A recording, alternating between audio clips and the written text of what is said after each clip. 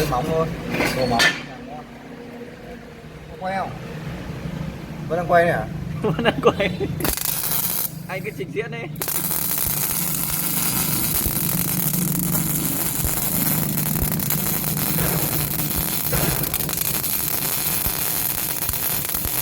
Đồ 2 ly 3 ly là hạt ngon. Cái này 2 ly rưỡi.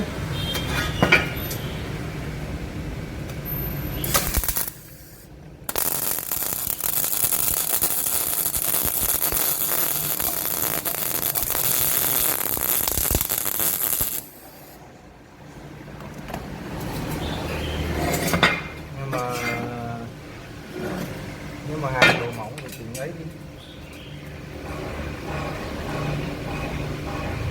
Chỉnh như nào anh? Chỉnh bé đi đi nữa thì tốc độ dây này ra nhanh thì mỗi hạt nó to. Có nghĩa là chỉnh bé đi và tốc độ đẩy lên, đúng không? Tốc độ ra dây chậm đi ấy. Là tốc độ ra dây chậm đi. Còn dòng cũng chỉnh bé đi luôn đúng không? Dòng mình chỉnh tùy theo độ dày mỏng.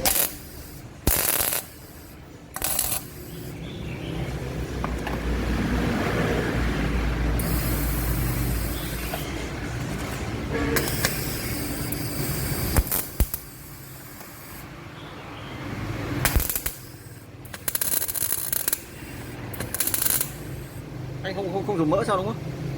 Không. Thì khi nào nó bị rắt thì mình dùng à?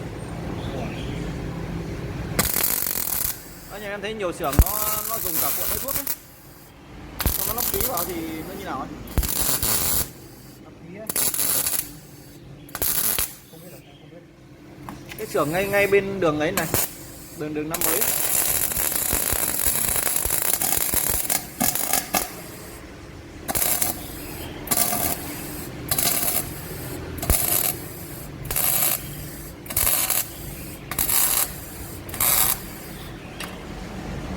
Tốc độ thấp lên thì dòng điện thì to lên thì được, nó ngấu.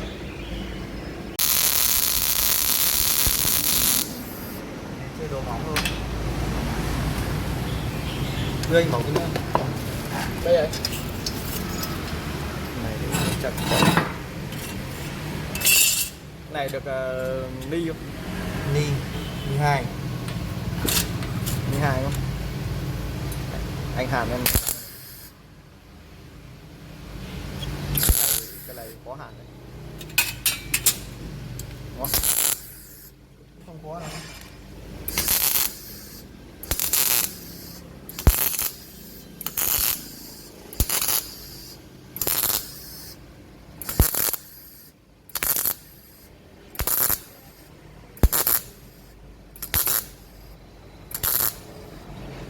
Tầm 1 ly 2 là hàn được không?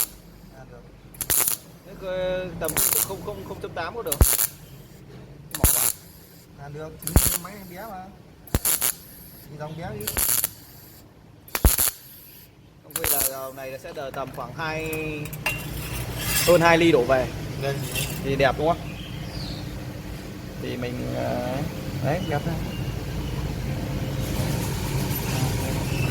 Cái này chỉ cần lấy qua nó chả có xỉ nhỉ? Hàn mic có ký không bao giờ có gì.